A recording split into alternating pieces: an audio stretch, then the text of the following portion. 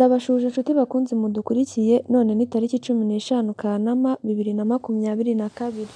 Uyu munsi tugiye kurebera hamwe ubusobanuro bw'amazina akurikira ndetse na bimwe bigiye biranga abitwaye amazina. Kora subscribe, share na comment kugira ngo ujye ubasha kubana natwe mu biganiro tuzajya tubanyuzaho bya buri munsi. Iyi ni The Family 2050. Mbahaye ikaze. Duhereye ku izina Samantha. Samantha ni izina rikomoka mu Giheburayo risobanura ngo Imana irumva, cyangwa se rigasobanura umuntu ukunda gutega amatwi. Hari naho risobanura ururabo. Samantha rihabwa umwana w'umukobwa, naho uw'umuhungu we bamwita Samweli, bisobanura ngo uwasabwe Imana. Ni izina ryamamaye cyane muri Amerika y'Epfo mu kinyejana cya 19. Ibiranga ba Samantha: Samantha ni umukobwa ukunda inyamaswa cyane, agakunda gutembera no kureba ibintu nyaburanga nk'ibyaremwe. Samantha ni umuntu w'umunyakuri, utabogama kandi ukuri kwe kuba ku mutima we. Samantha ni umuntu umera nk'aho afite igitugu, icyo yerekejeho ntabwo areba ku ruhande kandi n'abandi aba yumva baba nkawe. Samantha ni umuntu utarebera, iyo abona hari ikibazo ahita atangira kugishakira uburyo bwo kugikemura cyangwa bwo kugisohokamo. Samantha kandi ni umuntu wambara akaberwa, usa neza inyuma kandi uzi kwiyitaho. Inenge ya Samantha ni uko ibyifuzo bye aba ari itegeko. Ibyo ashaka aba yumva ko byagenda uko abyifuza. Samantha aba ari umuhanga kandi ntabwo akunda kwitetesha.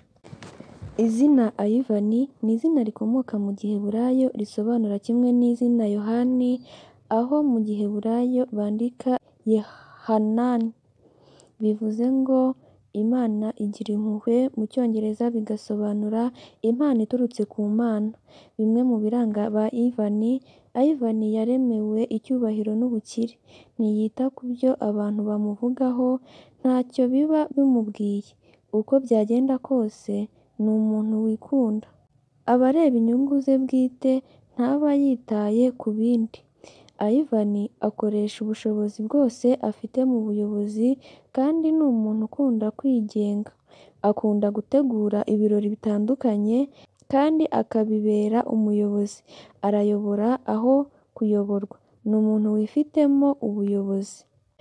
Ivan mu mibanire ye n'abandi ntapfa gusubiza. Mu biganiro n'abandi aba yifashe cyane. Ivan ashaka umutuzo no kudashyirwaho igitutu kugira ngo abashe gusohoza inshingano ze neza. Izina Justina ni izina rihabwa umwana w'umukobwa kuko iyo ari umuhungu bamwita Juste. Rikomoka mu Kilatini ku izina Justus, risobanura umuntu utabogama cyangwa se ushyira mu gaciro. Bimwe mu biranga ba Justine: Justine ni umuntu ukunda akazi, ntajya yicara ubusa, ariko kandi ugasanga yirata ibyo yagezeho. Justine ni umunyabuntu, uko azi gushaka amafaranga ni nako ayatanga, ntacyo wamuburana agifite. Justine ni umuntu ukunda gutegeka, ntakunda guhangana. Iyo abonye ibintu bijemo induru aricecekera cyangwa akigendera. Justine yigirira icyizere kandi abyaza umusaruro uburyo bwose abonye. Ni umuntu uzi gusabana kandi utirengagiza namba. Justine akunda kuba uwo ari we, niyo mpamvu adakunda kwihindura cyangwa ngo yigaragaze uko atari.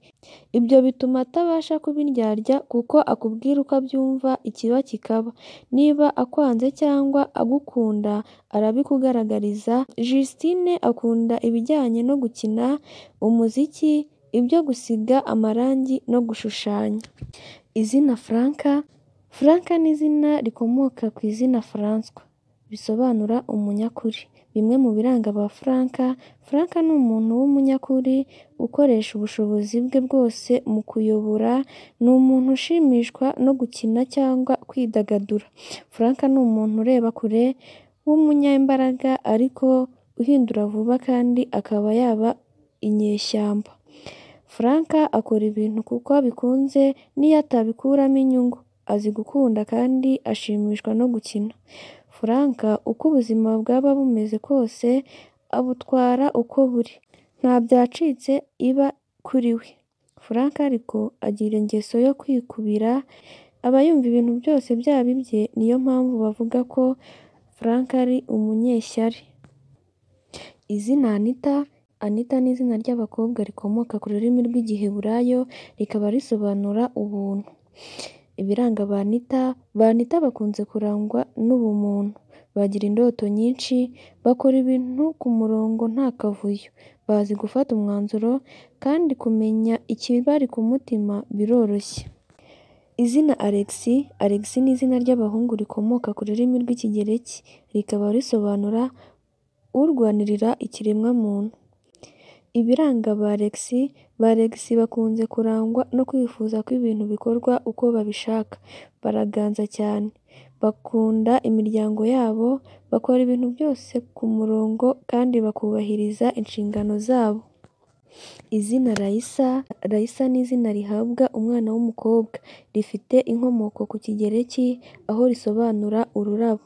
Bimwe mu biranga ba Raisa ni umuntu ukunda kwigenga, udakunda ngo abigaragaze cyangwa akumva bitanamurimo.